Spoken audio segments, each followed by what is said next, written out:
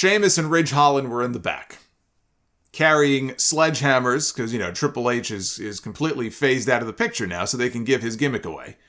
Carrying sledgehammers and bragging about destroying the New Day's ATV last week. And then they introduced us to a friend of theirs.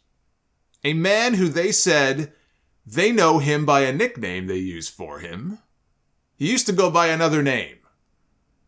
But to them, he's Butch.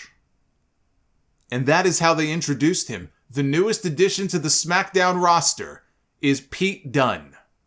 Only Pete Dunne is dead, and his new name is Butch. The look on his face when he walked into camera view with that hat on his head and everything, the little paperboy hat on his head, it said it all. It should be framed and hung in a museum somewhere. It should be hung in the WWE Wall of Shame. It should be, I've got a place for it, right there, right dead center. Let's not pretend, though, that this man didn't know what he signed up for when he re-signed with this company last year. He knew full well what he was in for. Pete Dunne isn't even his real name. It was the name he took with him from the Indies, and if he didn't want to sign the name over to them, and who could really blame him for not wanting to, then this is what WWE does because they want to retain ownership over everything. It's the same reason that Walter became Gunther. We go through this every couple of months. You watch, if Tommaso Ciampa gets called up full-time after WrestleMania, the same thing will probably end up happening to him. He might get by, but there's a very good chance the same thing is going to end up happening to him. Even though he's already made a bunch of appearances on Raw with that name, they'll end up calling him Bushy because he's got a big bushy beard. So we'll have Butch on SmackDown, and if he goes to Raw, we'll have Bushy on Raw. Here's my thought.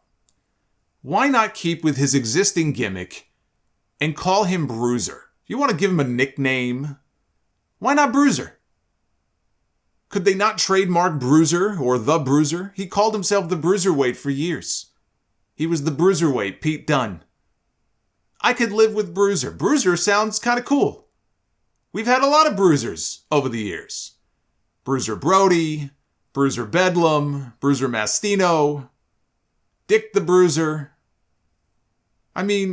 Butch. What's the connection?